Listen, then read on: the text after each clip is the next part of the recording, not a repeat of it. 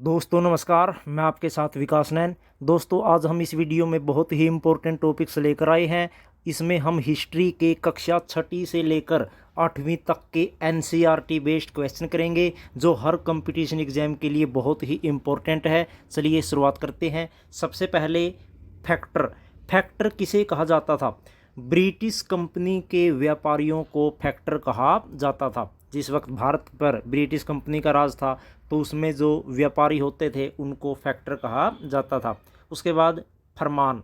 फरमान क्या होता था? शाही आदेश को फरमान कहा जाता था। जो भी शाही आदेश होता था, जो राजा महाराजा के द्वारा दिया जाता था, उसको हम फरमान कहते थे।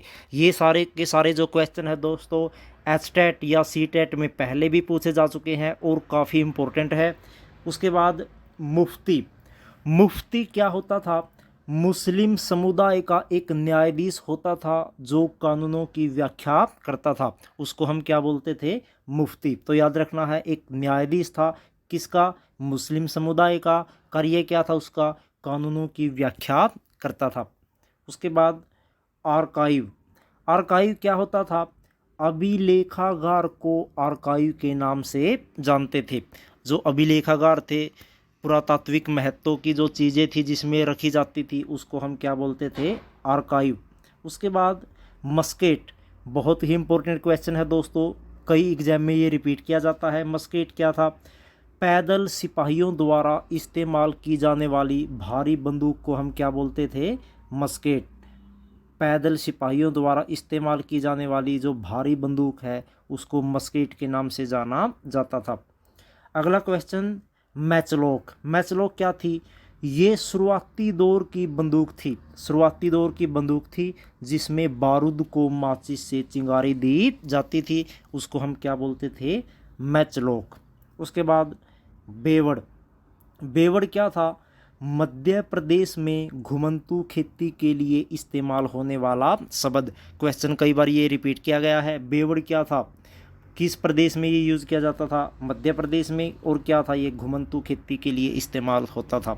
उसके बाद खानका। खानका क्या है? यात्रियों के लिए विश्राम घर व ऐसा स्थान था जहां लोग आध्यात्मिक मामलों पर चर्चा करते थे। उसको हम क्या बोलते थे? खानका। उसके बाद कुलदी से। कुलदी से क्या था? ऐसा रास्ता जो एक जगह जाकर बंद हो जाता था, उस रास्ते को हम क्या बोलते थे? कुलदी से। बहुत ही इम्पोर्टेंट क्वेश्चन है दोस्तों। उसके बाद गर्भगृह। गर्भगृह किसे कहा जाता था? देवी देवता की मूर्ति स्थापित करने की जो जगह होती थी उसको हम क्या बोलते थे? गर्भगृह। उसके बाद प्रदक्षिणा पथ। प्रदक्षिणा पथ क्या था? स्तूप के चारों ओर का जो वृत्ताकार पथ था उसको हम क्या बोलते थे? प्रदक्षिणा पथ। जो स्तूप है उसको चारों ओर का जो वृत्ताकार गोल रूप में जो रास्ता होता था उसको हम क्या बोलते थे? प्रदक्षिणा पथ। उसके बाद मंडप। मंडप क्या था? मंदिर में लोगों के इकट्ठा होने की जो जगह है उसको क्या बोला जाता था? मंडप। मंदिर में इकट्ठा होने की जो जगह थी उसको मंडप। वेला। बहुत ही इंपॉर्टेंट क्वेश्चन है दोस्तों। वेला किसे कहा जाता था? तमिल में बड़े भूस्वामी को वेला कहा जाता था। जो तमिल है दक्षिण भारत में, उसमें जो बड़े भूस्वामी होते थे जिनके पास काफ़ी ज़्यादा भूमि होती थी, उनको हम वेला के नाम से जानते थे। उसके बाद श्रेणी। श्रेणी क्या है?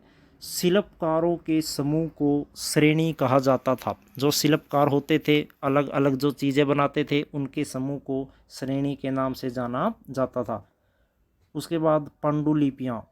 हाथ से लिखी गई पुस्तकों को पांडुलिपि के नाम से जाना जाता था। हाथ से लिखी गई जो पुस्तकें हैं उनको हम पांडुलिपि कहते थे। उसके बाद पाइक। पाइक क्या है?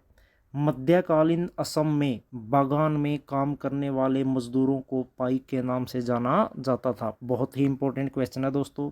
पाइक, असम में जो बागान में काम करने वाले लोग थे, मजदूर थे, उनको पाइक के नाम से जाना जाता था। उसके बाद मानीग्राम और नामदेसी क्या थे? मानीग्राम और नामदेसी ये दक्षिण भारत के प्रसिद्ध व्यापार संघ थे। दक्षिण भारत के प्रसिद्ध व्यापार संघ थे जिसका क्या नाम था? मानीग्राम और नामदेसी। अपैची और क्रो। अपैची व क्रो क्या थे? उत्तरी अमेरिका के कबीलों को कहा जाता था? उत्तरी अमेरिका के जो कबीले होते थे उनको किस नाम से जाना जाता था? अपेची और करो। उसके बाद अगला क्वेश्चन, वेयर हाउस क्या था? वेयर हाउस, गोदाम को वेयर हाउस कहा जाता था। उसके बाद मोमिन और दिवांग क्या थे?